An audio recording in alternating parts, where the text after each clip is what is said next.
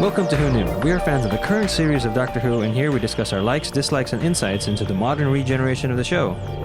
Subscribe, review, and listen to us on iTunes and Stitcher, or our YouTube channel, youtube.com/WhoKnewPodcast. All our episodes are on WhoKnewPodcast.com. You can leave comments there, or email us at WhoKnewPodcast@gmail.com. We also have an Instagram and Twitter account. Tweet at us at WhoKnewPodcast, and find us on Facebook. Today's episode is the first of the 2008 through 2010 specials entitled The Next Doctor. Oh wait, Next Doctor? That's what I said. I thought it was the Doctor After Next. Well, one of those. There's always a morning. A future Doctor. The penultimate Is that this Doctor. coming Doctor or the Doctor after this coming Doctor? This episode is written by Russell T. Davis, directed by Andy Goddard. It originally aired on the 25th of December 2008 and was watched by 11.71 million viewers. Hi, this is Eugene. Let's introduce ourselves. Hello, this is Frank. Hi, this is Auburn. This here is Josh. And this is Brian. And I just want to say real quick that we just got finished watching The Next Doctor. And by that, I mean Jodie Whittaker's first episode just aired. And we're all very excited about that. And be sure to check our feed for our reaction episode. The Doctor arrives in London on Christmas Eve, 1851, and hears a woman calling out for the Doctor. Another man answers the call, and the woman, Rosita, hands him his sonic screwdriver. A cybershade bursts through a door into the alley where they are gathered. This next Doctor lassos the beast, but it pulls him and the Doctor up into an abandoned building and makes its escape. It looks like a cyber mask on a Gilligan's Island gorilla costume. It does, yeah. Exactly. But you know what, though? I also kind of feel it goes along with the silliness of the show sometimes. Oh, yes. And the kids would like it, and it did make a good jump scare at the beginning when it burst out. If I was a kid... And it is different. I mean, we've never seen them before. Yeah. If I was 10, I would have been... I was going to say, I'd be eating that up, but then that felt a little weird to say But that. to say that was, a cyber cat or dog that's been changed. It's like, well, why wouldn't you go with gorilla or something else that would at least fit the description of a person in a suit? Yeah. It just looks bad. Well, I also think they were trying to mislead us from not thinking Of course, about yeah. Cybermen. I do enjoy the opening of this episode. I like it. The music is great.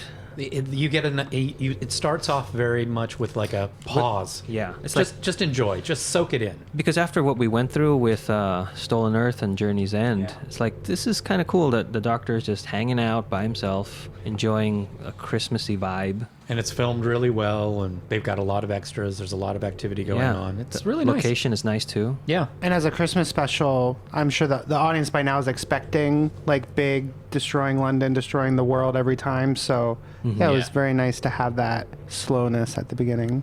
Yeah, the opening track to that is a Victorian Christmas, and it totally fits with that feel of what they were going for. I like that Rosita's the one who saves the day. She grabs the axe and cuts the rope before they go tumbling to their death. It's like, I like her character. As we go through this episode, we'll be sure to point them out. But there's a lot of callbacks to what we've seen before in these past 4 seasons. And Rosita is a mashup of Rose and Martha, and then she gets the axe. And to me, that reminded me of Sylvia breaking the window to the car when Wilf was inside with an axe. Yeah. How long was it that these 4 episodes spanned? 2008 to 2010. Christmas. Wow. Yeah. There was no regular I forgot. episodes? Correct. Crazy. Because Why? Well, but remember though, it's not as long as it sounds. It's Christmas 2008, and then the final special aired January 1st, the next year. And this was because David Tennant was announced as he was departing the show, as well as Russell T. Davis. So this is how they filled us in before the new regime took over. Well, so This it's was he also- didn't really want to do another full series, so this was their compromise Right, with the BBC. So one of the episodes is an Easter special. Then there's just Waters Summer. and Well, Wars. it was also really only a year if you're talking about It's December only and yes, January. it really is only a year. I like the writing in this scene because I like how the confusion of the Doctor, the introduction of the next Doctor, Rosita, and the confusion of who she's talking to, and then the next Doctor comes up and says a line where it's very how does he know that word? I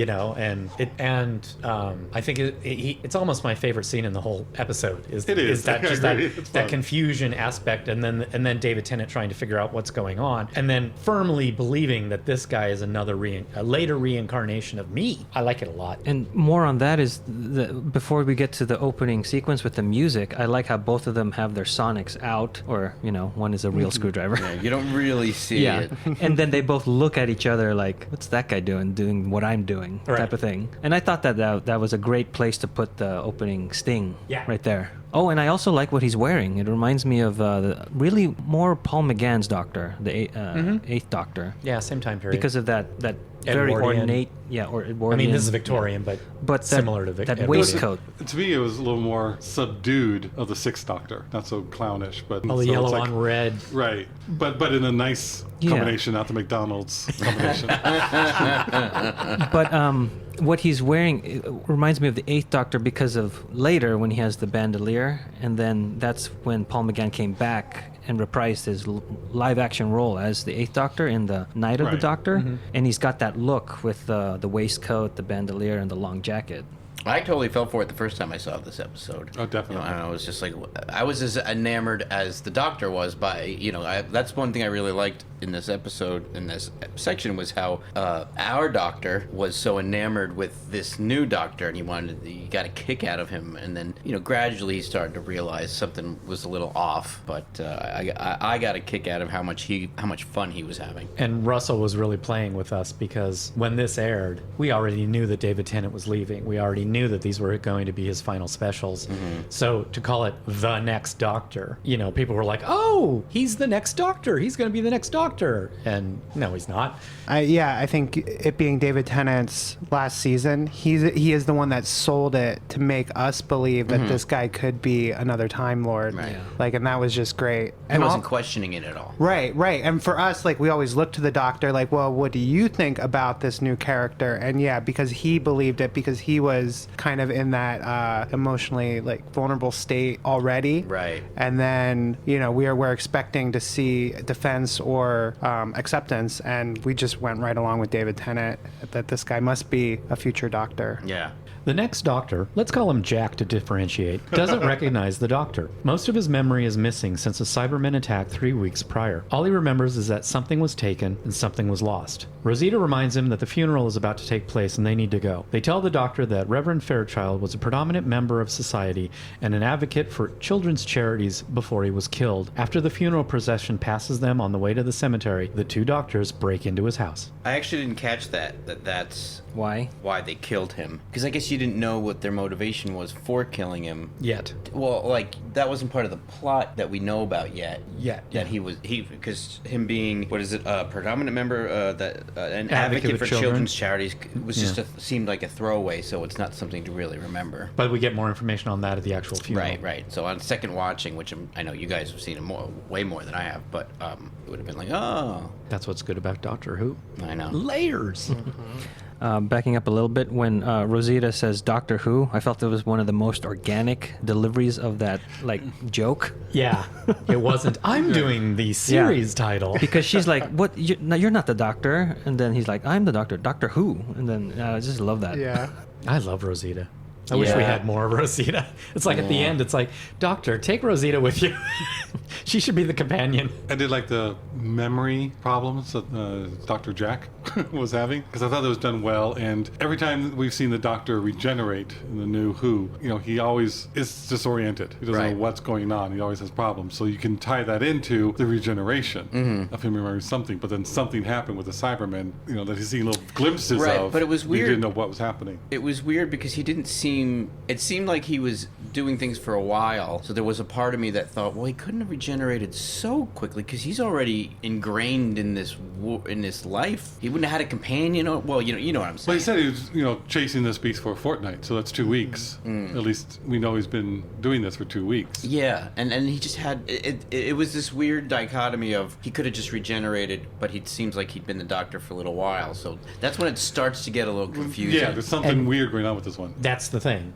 Russell is writing in weirdness because the first time we see him, he's full on the Doctor. And now we're seeing him, and it's like, oh, okay, he's the Doctor recently regenerated because he's a little off. And Russell is slowly building to there's something weird. Yeah, it's funny because usually the companion is our conduit to the stories, but this time it's Tennant's doctor. It's the doctor who is Yes. the story. And there's That's even a great point. And there's even a line for that because he goes, Jackson goes, "You ask a lot of questions," and he goes, "I'm your companion." Oh, that's right. Yeah. And then he also says, "I seem to tell you everything. Like there's this familiarity with you." And I was like, "That's good." Yeah. Because normally that's what Rose has done, is always talking and asking questions. And There's then, that extra reason for it we learn later. Yes, but yes. No, but at that point in the Yes. show, yes. Yeah. and so I like that you brought that up because that's what I thought too. I was Yeah. like, he's now become the companion, but we don't even it was question really it. neat. Yeah. It was really neat.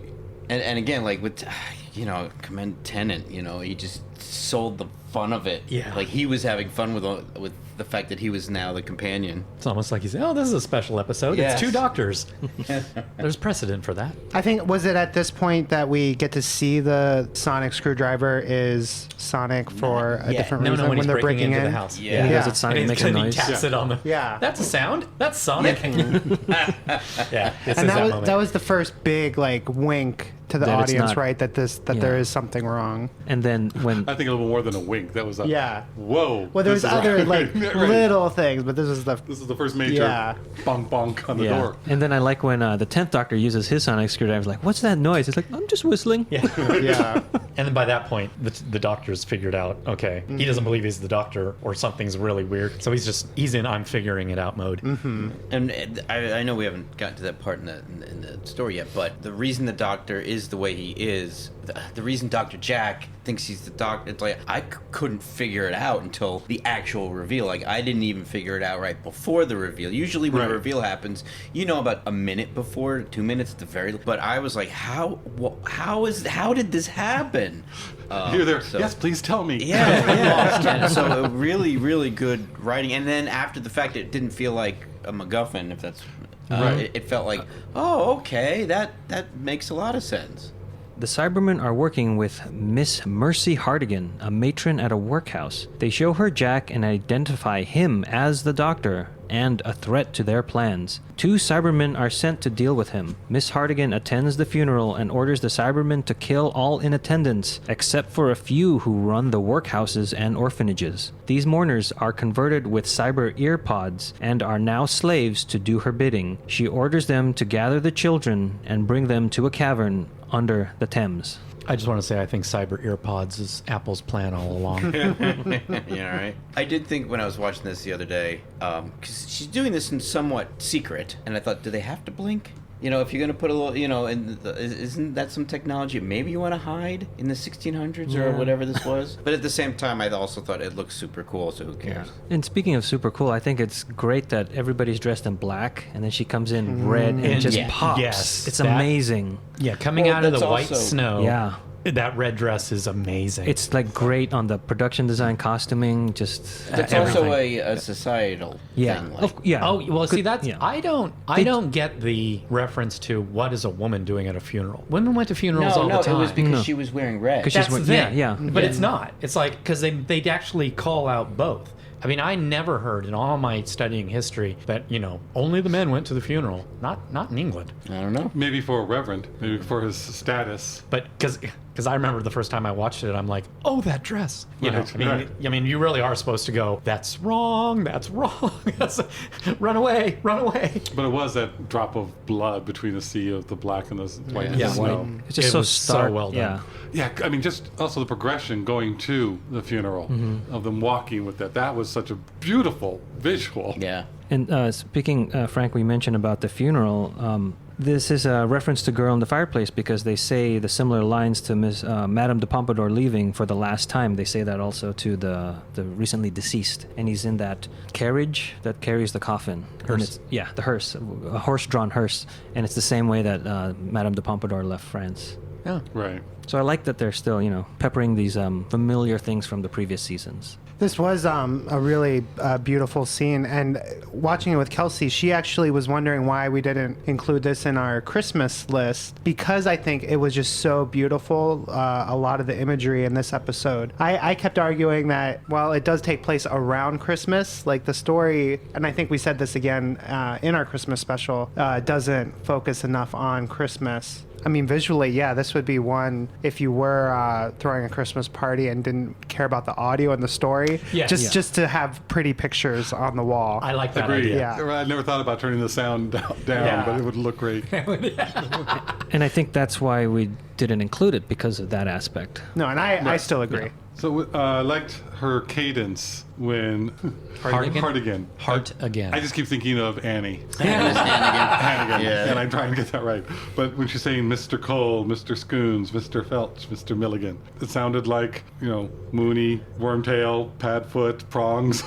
What is that from? Is That's that Harry Potter. Mm. It just something with the cadence, the way she kept saying The it. cadence over was and really over. great. I didn't get the Madfoot reference until you said it. So Maybe Madfoot. that's what it is, because I did feel it felt awkward but purposeful. Right. So, but by the time she said it like the third or fourth time, I actually was enjoying it. Right. Yeah, I liked it because it also not only was it the cadence, but it also gave her control.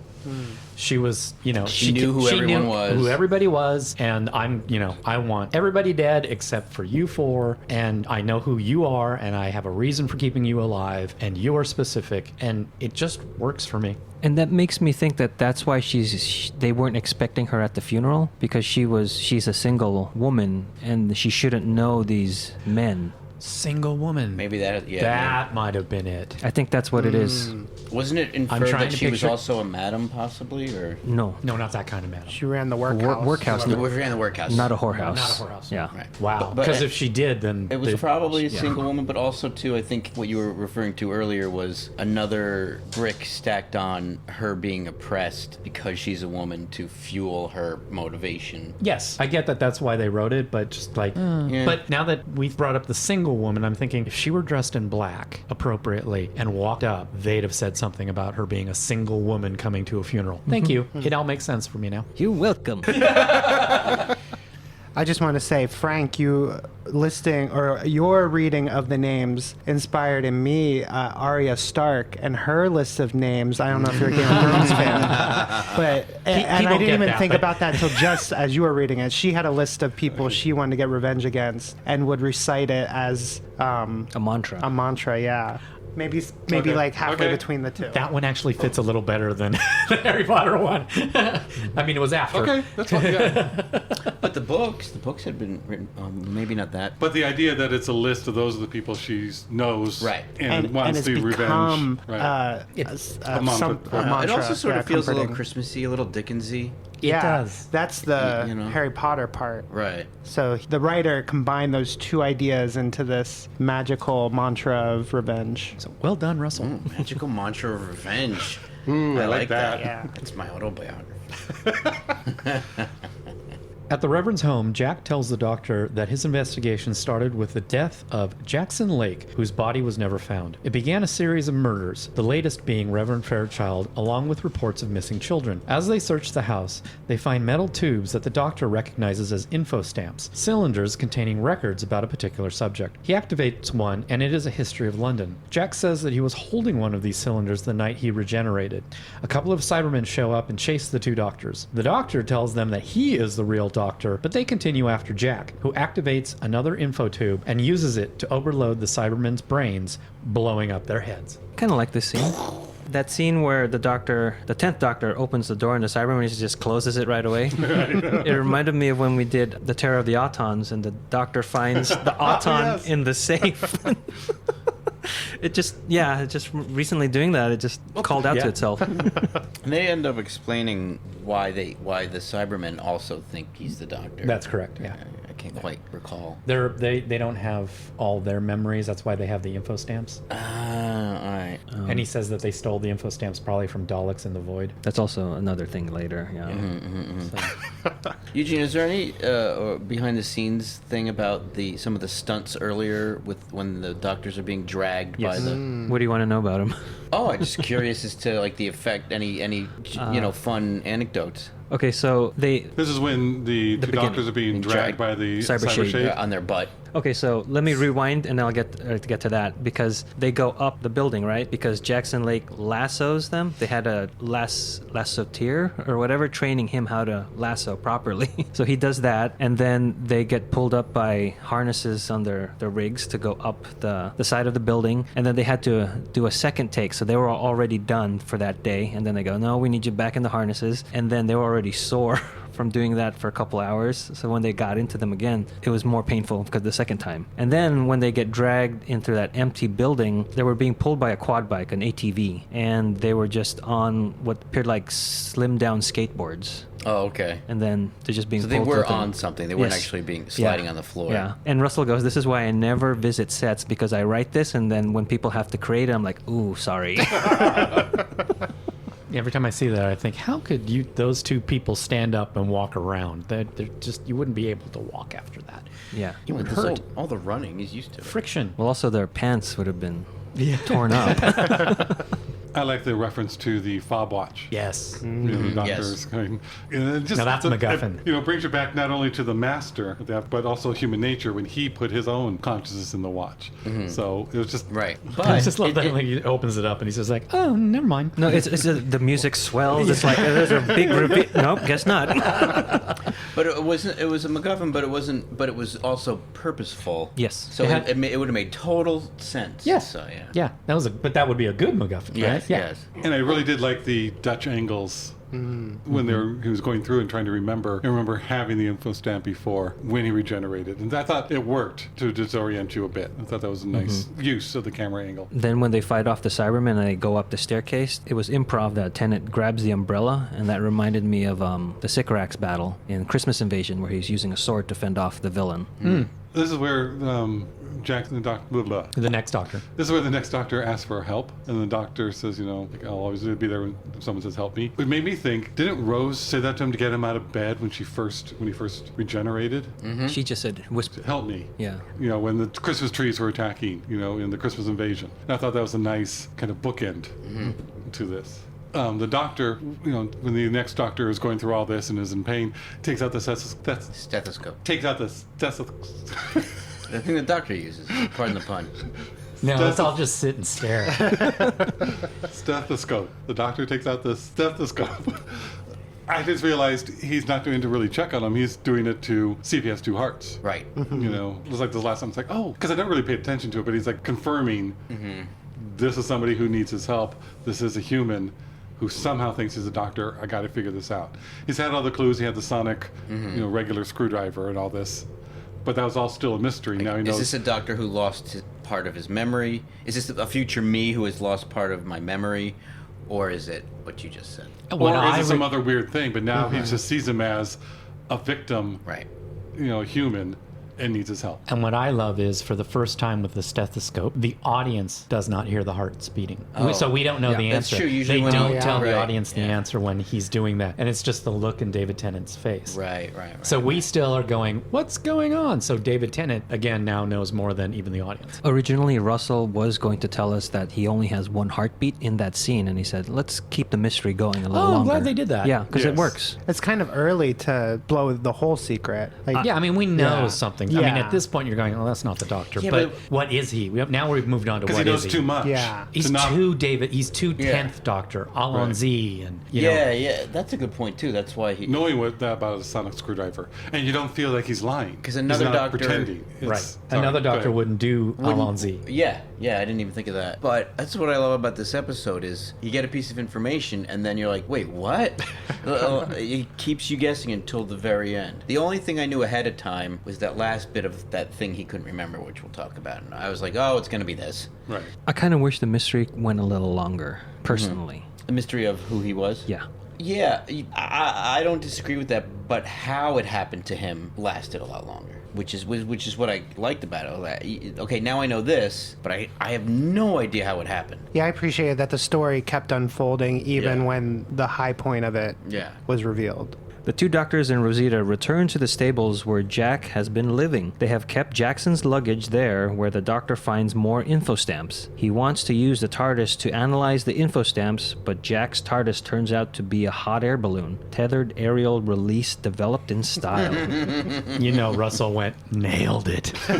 Late at probably 4 o'clock in the morning after like 50 Yeah, cigarettes. he said he worked hard on figuring that one out.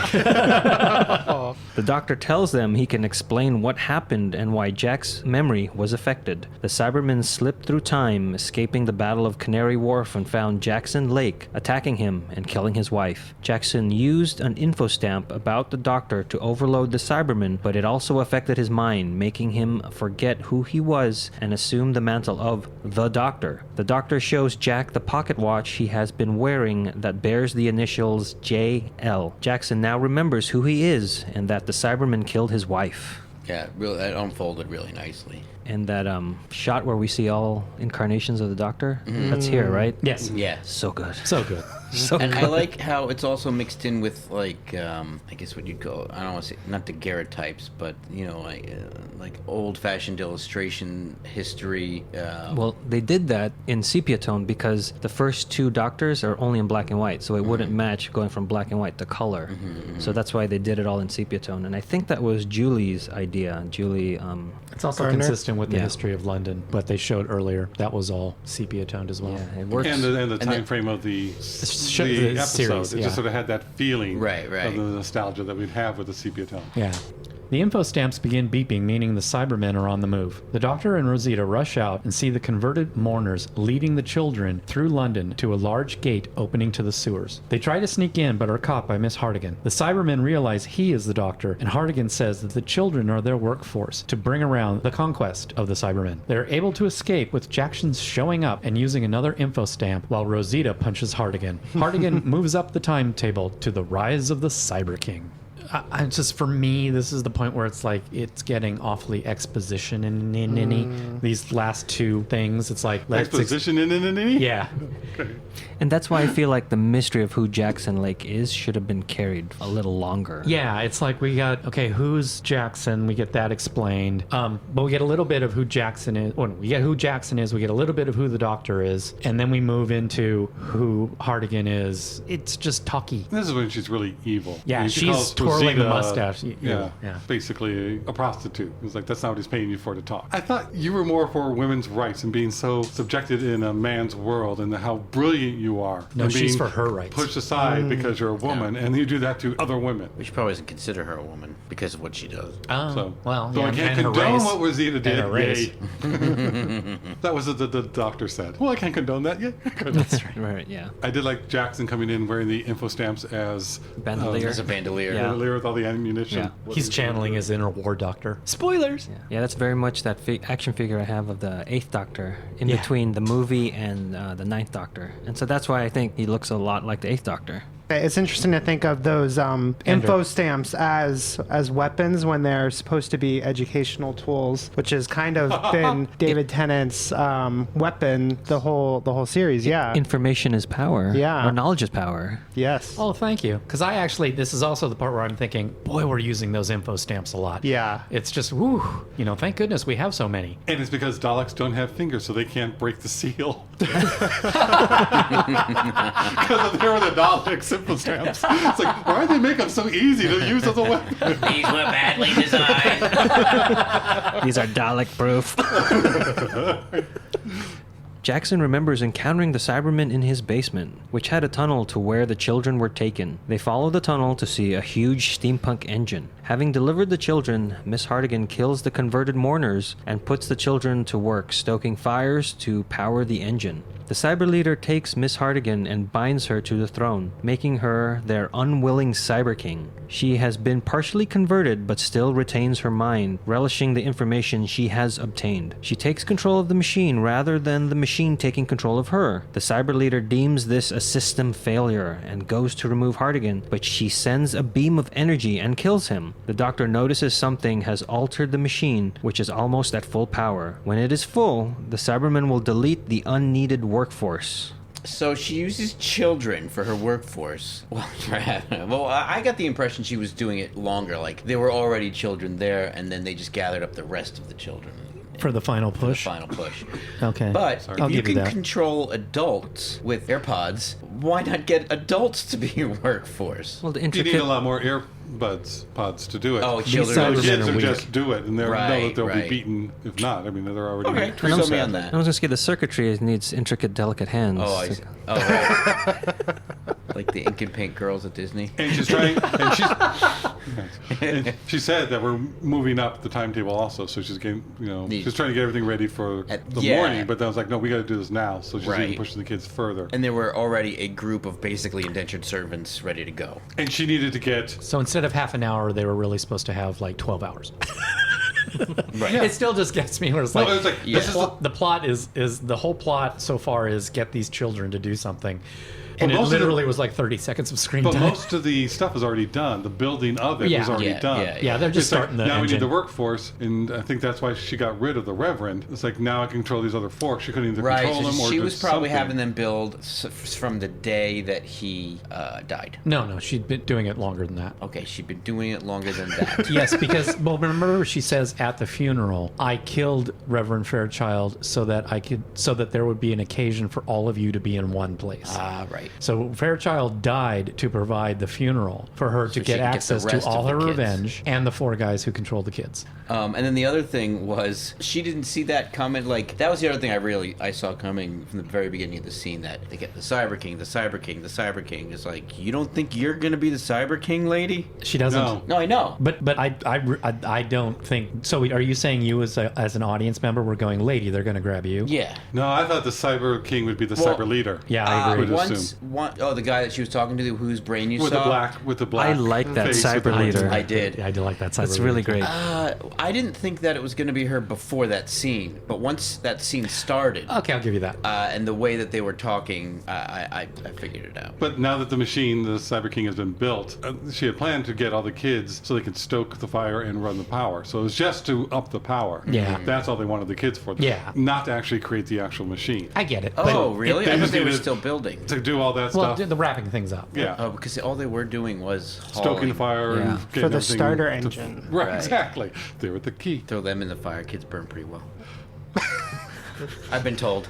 Says the little woman living in a gingerbread house. right. Brian, do you recognize the location that they are doing this scene in? No. It is the remade Torchwood hub. It's redressed. No way. Yeah. Really? That's okay. So torch wood stoke the fire. Children in need. or of Earth. There you go. Had Children of Earth aired yet? Right now, they had just finished wrapping on episode 1. Okay. Because I love the Torchwood Hub set so much. There's a part of me going, they blew it up and made it this. That's probably why they said, let's use this. We're going to blow it up. The episode's losing me at this point, I gotta be honest. The Doctor gets the kids to run while Rosita and Jackson use the info stamps to overload some of the Cybermen. The Doctor sends Rosita to get the children to safety. Jackson sees one of the children and recognizes him. It is his son, whom the Cybermen took, and is now trapped on an upper level of the machine. The Doctor saves the boy, and they escape through the tunnel. Hartigan raises the Cyber King, a huge robot that is also a spaceship that houses a cyber factory in its chest. Yeah. Yeah, this is the thing I remember that I saw coming, that it was this kid that was still left behind. This is also the image that persists in my mind of why I don't like this. With the little boy in the special. ledge? No, the Cyber King over London town or whatever. Oh, the whole rest of the episode was extremely inventive and thought-provoking and interesting, and then this part just fell into a very cliched trope. Well, they steal from the X-Men as the Sentinels. But I know the big giant robot looked a little cartoony, but I did think the animation was good. I don't think it only looked fake in its believability that it could happen. I agree with you. It was a believability. It looked good for what it was and what they're doing, but the idea to make it a large robot, I think, really threw me off. Yeah, and that to be a factory and a spaceship Yeah. and a walking robot. Yeah. I just don't like that combination. A moving factory, which Yeah. would then be a spaceship, I think is fine, but, But- just the look of it being the robot. Yes. Well, I mean, kinda the thing that is was too much. you needed to give her Miss Hartigan. Hartigan. Oh, Miss Hannigan. that's Miss Hannigan. You wanted to give They had to give Miss Hartigan the body and the power of that. They needed to turn her into a robot, and then we also needed for her to still be human. So they had to combine all these things into one thing. And I don't know, I kind of feel like the silliness of some of Doctor Who, the way Doctor Who is, gives them the freedom to do things like this easily. Because, I don't know what the time frame was, but it's probably, they have 10 minutes left, and they have to do everything that you just listed off all at once. I don't disagree with you, because that is sometimes the thing that pulls me out, because like I was saying, that it did feel like a very inventive episode, and then this happened, but... They should have made it a giant Christmas tree with a star on top. Now that I would buy. Because it's like a rocket shape. I did like that the Doctor runs in as a companion to get all the kids out, as Rosita and Jackson are firing and killing all the Cybermen. And then the Doctor taking over and assigning Rosita the responsibility to continue and get all the kids out, which also gets her out. And he wanted Jackson to go with, but Jackson then remembers his son's involved. Yeah, there's a lot. I mean, even like with the silliness of the giant robot, there's a lot in this episode I really, really like. The Doctor runs back to the stable and gathers equipment and uses the air balloon TARDIS to reach the head of the robot. He offers Hartigan the chance to relocate the Cybermen to another world, or he will stop her. She of course refuses, so he uses a group of info stamps to free her mind completely by breaking the cyber connection to show her what she has become. She can't bear what has happened and screams, sending electricity to the Cybermen, killing them and herself. The Cyber King robot begins to fall, but the Doctor opens a time vortex to transport it away. Convenient. Yeah, this part is just way too convenient for me too. I think this is part of why I don't seek this episode out. There's a lot of quick lines of dialogue to explain plot holes. But they don't work right, because he said he broke the cyber connection, but then why did her scream activate the electricity to kill all the Cybermen? I think She it's doesn't have the connection. I don't think she's activating the electricity. I think it's happening at the same time. I don't see it as she There's starts a screaming. feedback of the broken connection. Yes. But the Yeah. way it's filmed and presented to us makes me think of what Frank said. I mean, if you really want to question it, why does her dress disintegrate when she blows up like a balloon? Yeah, that was sad to see her disintegrate. But what gets me though is he grabs the interdimensional thing from Jackson's cellar. The only reason for it to exist plot-wise is for him to grab it and run out and say, I have to give them a chance. I'm going to use this to send them to another planet, which is literally just a reason for him to be able to get rid of a giant robot carcass in the middle of Victorian London. They reached that point and said, now we have to figure out how to get rid of the robot. But I think, well, if that's the case, I think the choice works because it goes in with his character of I have to give them a chance. It does, but when you're watching the episode for the first time, I defy you to remember that he picked up a device. You just to remember send that, an interdimensional device. But I did like that they tied that device into how the Cybermen got there in the first place. He could have found it earlier or whatever. Reason why, this must be how they got here. But So- Well, they did. But the wrapping up of it was he took something, when I first saw it, he took an umbrella because he just pulls this long pole out and didn't know what that was until then he uses it more as a gun. By that time, I've forgotten that he's got another device. yeah, there's too many Right. things going on at There's once. too much going on, and That's it's too probably- quick. And your brain is also computing like, is he the Doctor? Is he not the Doctor? There's just a lot to be thinking about for all these things to happen. I just enjoy the first half of this much more than the second half because agree. it's all about character stuff, it's about mystery, it's about Yeah. learning, and then at the end you just get like 5 minutes worth of stuff. Monsters fighting. Yeah, and I'm like, oh, what happened to this well-paced stuff before? So that's why I don't really seek this out. I did like that she realized and started saying, well, why are my people not rejoicing? And I think that was kind of a foreshadowing of her seeing something's wrong. She's not doing the right thing. Because I saw her more, since we're in a Christmas episode, Ebenezer Scrooge came to mind, where he didn't start off being evil. He didn't start off mean. So I think she didn't start off this way. She just got so evil and mean because she has such a strong, brilliant mind that she was able to take over the Cyber King. So that shows a lot of her. And I thought she did pretty well in changing where she did not look evil at the end when she was realizing, oh my gosh, what have I done? Remember, her eyes changed back too. So you suddenly got her eyes emoting. Right. But also her eyes were like, normal when she was saying, you didn't kill me, and she was still evil. But then you just but then when he's talking to her, you see even on her whole face just a softness, an openness, that just went along with the eyes. it was good acting. Which was great. Who is this actress? Is she someone in particular? Miss Hartigan is played by Dervla Kirwan, and she was in Casanova as Casanova's mother, so she had worked with David Tennant and Russell Davis previously. Yeah, I think it's sad that her demise was after she was kind of opened back up. So she, it's like she knew more what was happening to her. Yeah. But then we never really got the backstory, right, of why she wanted vengeance from these guys. Just they treated her like dirt. And so her character wasn't that deep, so it's too bad because we could have known a little bit more about her. And maybe I did care, but She was a woman in a man's world and not given the opportunities and seeing how brilliant she was. And she had to come to that way of being evil and killing to get to where she could actually have some power and say in her own life. I mean, the doctor says she's the smartest brain on the planet. I think they conveyed enough of, we all know what it's like to see a story of an oppressed woman. I just think because we got so much personality with Jackson and the doctor early, and we didn't really get to see her story during that time. Like, we came in and she's already working with the Cybermen and evil, and I don't know how they would rewrite it, but maybe we could have lessened some of that exposition from her in the back half because we'd already seen a scene of her doing something instead of telling us, showing us how she was so smart, and one of these guys didn't listen to her or did something really specific. bad to her. Yes. Yeah, they that's a could good have idea. showed us her kind of the microcosm of Her her revenge. story rather than, this vague, you were all mean to me, because yes, we know that. We know that women were mistreated and are still mistreated, but Maybe they were trying to avoid any sort of sympathy towards her. maybe. Yeah. But she was great as an evil villain. Yeah. Yeah, because that's what makes me think this would have been better for me, is that if she was through and through just the bad guy of the episode, because when she eventually buys it, I don't care because she's the bad guy. Am I supposed to feel something when she dies? It was because you realize she's now opened up and realizes what's going on, and that's Right. sad. No, And I it's know, like, but too little, it's, too late. but it's not enough. You know what I Yeah, mean? but it doesn't make it such a yay. We triumphed over the evil. It was that. yeah. Oh, so sorry that you realize this now, and that now's the time you're gone. But then that makes me think if she didn't have that role and she was just a bad guy, that would have been better as a complete story. right.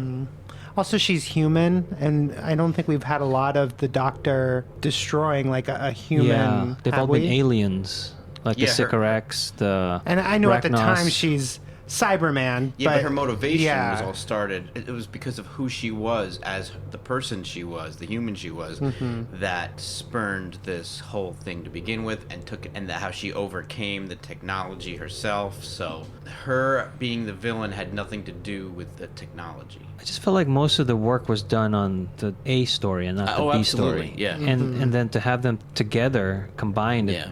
it just shows how much the B story is lacking. It's an uneven episode, mostly because the A story is so good. Mm-hmm. Oh well. Jackson proclaims to all who have witnessed what has happened that the doctor saved their lives. An uproar of applause reaches the doctor. Once the balloon comes back down, the doctor shows Jackson the real TARDIS. Jackson recalls that the doctor has had so many companions and asks why he is not traveling with anyone now. The doctor says it breaks his heart when they eventually leave. At Jackson's urging, the doctor reluctantly joins Rosita, Jackson, and his son Frederick for Christmas dinner in memories of those who have passed. See, now that I like. And the other guy who took care of the TARDIS. Jed. Right. I like that guy. Good old Jed. See, this I like. It makes sense why he's going to go and have dinner with this guy. It's also a good full circle. Yeah. Of all the way back to Eccleston's doctor. I don't do dinner. Yeah, I don't- Right. yeah. Isn't it snowing at the end as well? Yep. And that shot of them, the TARDIS right there, and then the lights on the town square, and then them walking through with their coats. It looks great. The little boy is totally Tiny Tim. I mean, it's all Right. it's all evoking Christmas carols. Dickens, every sort of thing. And in the Christmas Invasion is the first time he actually stayed with a family on Earth for Christmas with Rose Yeah. and Jackie. So wraps that whole thing up with him doing it again. Did anybody catch the name of the inn where they were going to have dinner? Traveler's Halt. The Traveler's Halt. Because he stops traveling and he has dinner. Oh. They're all wearing halter I love tops. that. They're all wearing halter tops. The first Hooters. Is that Right, what it's we're the first two. A Victorian Hooters. That's all Rosita's friends. Where should we go for Christmas dinner? Let's go to the Hooters. I don't know what that was. I did kind of like that the doctor got accolades. Yeah. Yeah, I kind of like that too. But then I thought it was funny. We're going to be talking about this for years. And the doctor, yeah, funny thing about that. So why don't we know about this? There will be an answer why no one talks about a giant robot in the middle of Victorian London. I did like Jackson's reaction to the TARDIS. He doesn't say it's bigger on the inside. Just this. No, he just can't comprehend it. Ridiculous? Or Yeah. wonderful ridiculousness. Yeah. And then he just leaves. He's like, nope, can't handle it. Still loving it when he leaves. It's like, I've had enough. I can't handle any more. But it was wonderful. Speaking of Jackson Lake, he is played by David Morrissey, who we've seen previously in America on The Walking Dead. And he was also Colonel Brandon in Sense and Sensibility. This was before his Walking Dead season, yeah? Yeah. What had he been known for in Britain? More British stuff. I looked it up. I didn't really Was he a know. big star? I think he was a TV-ish He's star. a working actor. So he for was sure. someone everyone kind of knew. Familiar back face. there. Back there, yeah. Yeah, that's what I mean. Not here. Yeah, because when Walking Dead came out, I was like, who is this guy? Why did they give him such a big part? Mm-hmm. And then, come to find out he was a well-known British actor. This is also the first Christmas special to take place in the past. All of the other ones have taken place on modern day. The other things that are mentioning, referencing previous episodes is that the Doctor specifically mentions Blink and saying, is this a case of the Weeping Angels and Sally Sparrow and that business? Right. And then when they explain Jackson Lake's fugue state, that reminded me of Agatha Christie and the Unicorn and the Wasp. And then Rosita says something about midnight Christmas Day, and that just reminded me of midnight just because of the word. So the next Doctor, who is this episode good for? Or more specifically, this episode is good for who? A new viewer, a casual viewer, a fan of the show, or a diehard? I'll go first. I think this is good for... I was going to say a new viewer. I do say that a lot, though. But now that I'm thinking about it, all the fun of him thinking he's the next Doctor would be totally confusing. It needs to be at least a casual. I think a casual fan. That is all. I will agree with Josh. Casual as well. It is fun. Like the whole stuff with the Doctor and Jackson is really cool. But like you said, like not for a new person, but anyone who has like a little bit of knowledge of Doctor Who and Yeah. Regeneration, I think would really enjoy it. There's just too much that goes into you needing to know. That you can enjoy the plot, but the fun of the episode is all referential. And I think a casual viewer could even stop watching before the giant robot and still have all the fun. You beat me to it, because that's what I was thinking. I'm torn between casual and fan. And it's like, first half, casual, but the second half, I think you have to be a fan. So I'm going to say fan. I'm straddling the fence between new and casual. And I'll go with new, just to be different. I don't know if I would have done that if I would have gone first. But I'm thinking the explanation of that the Doctor regenerates into somebody who doesn't know, and then that it's explained, and you see how the Doctor wants to help, gives you that information if Yeah. you're new to it. So that so I think that's a good introduction to it. I think the episode is good for everyone because it's a standalone episode. So I don't know if it'd be the first one I showed to a new Well, that's viewer, why- but I think it would go in that category. That's why I was thinking new, but there's so much crosstalk and dialogue that would just be lost. I was like, what is he even talking about? But as the basis for the episode, like you're saying, yes, I think it is enjoyable for a new person. But I get agree what- with you a lot on that. That's why I was thinking Yeah. of the casual, but it doesn't really pertain to anything that's come before or after. Right. It is very much a standalone. So coming into the show, it's a long show. It's been Yeah. on over 50 years. Right. And it So gives you you- know things are going on before it and after it. So to me, it shows you what the Doctor does. He does regenerate. He doesn't know who that's going to be or what it's going to look like. He does have a companion, having Rosita. So you kind of come and get the idea of, Jackson, Doctor, and Rosita as being the Doctor and companion. it gives you a good But it gives you taste. that extra layer of going, no, this is the real Doctor. So And I do think the things that would confuse a new viewer, the important things, get explained eventually. Yes. I don't know what Davis's like of the name Latimer Yes. is or where it comes from. Yeah. But he uses that and it just appears in Doctor Who. And maybe because I don't know anybody named Latimer. Maybe it is When does more he of a use it here? Smith, I don't recall. Tim. in Britain. In Human Nature, the kid with the So- psychic power, Tim Latimer. Here, it's Jackson Lake lives at 15 Latimer Street. Oh, okay. So he comes up with that name there. Later on, even in the Snowmen, it's used because that's Captain Latimer who Clara works for. Oh, There's yeah, that's right. But- the third Doctor. But that's Moffat. I know, which is like, is it? So maybe think, is it just him or is it Is a member of the crew named Latimer. Yeah, there's got to be somebody a guy that they in the crew know? named Or, Latimer. but then I'm going Head back, of catering. and even in the third Doctor, in Inferno, there was Private Latimer. So that name just seems to keep creeping up through time. So somebody's Yeah. going through time That's and the putting new this up. Bad Wolf, maybe. We'll find out later. And then in Broadchurch, which again David Tennant was in, And? Latimer is and the new Doctor, Jodie Whittaker. is a Latimer. That's her last name in the Broadchurch show. Oh. And it could be nothing. It's just I keep hearing that name, and maybe because I haven't heard it Maybe outside of it's who, like it just. I was gonna say maybe it's like the Smith of Britain, but the Smith is the Smith of Britain. Maybe Smythe. it's, yeah, that's right. Sorry. Maybe it's something like that. It's just that it showed up again, and for me, it stuck out. It was the third uncredited creator with Verdi Lambert and Sidney Newman. Yeah, Can you imagine? it's probably like the caterer. It was Gus Latimer, the unsung hero of Doctor Who. I think this episode to me feels like it's 5 hours long. Every time I watch this episode, I get hooked in the beginning going, this is a lot of fun. And then it drags and drags and drags and drags and drags. It's just one of those episodes that feels so long. And I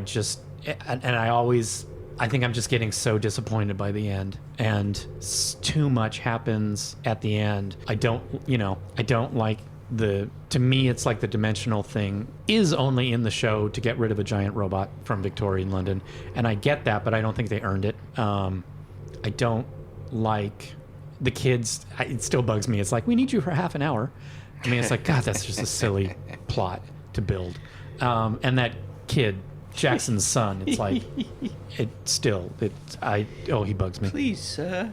He has no lines. Get off my TV. For me, I think I'm going to put it in a fan category because I want people that are watching this to understand, like, why is Rosita and Jackson Lake, like, why are they funny? Why is that a thing? And then all these other references. And then when you see the montage or the info stamp of all the Doctor's incarnations, a casual viewer is not going to know what that is. Right. So That's a good point. So that thing is definitely for a fan. And also all these other references for previous episodes, like the Blink reference, that's right in the plot or dialogue. Who's going to understand that if they haven't seen season 3? But they get that it's past experience. But I'm saying that is put in there for somebody who's watched all the episodes. It's not that you can't understand what's going on, but that is specifically something like kind of rewarding the fan who's watched all the episodes up to this point. And then the other things that I do like are the music.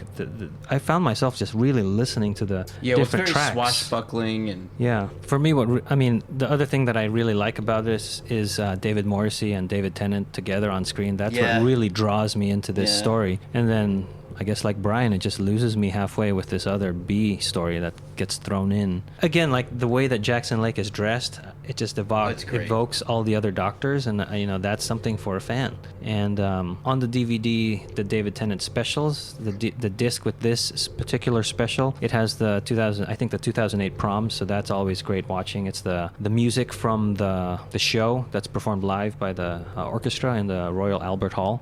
I think that's the only time I've opened and popped in that disc besides for the podcast is to watch the Proms as opposed to the episode. What are you talking about? It says extra. And it's a concert? Yeah. Uh-huh. Why aren't they People's telling response of musical serenades. That's what I was thinking. I go, I can't say that. You should leave it in there. have. Something don't I wanna would do have that. said. He's still recording. Yeah.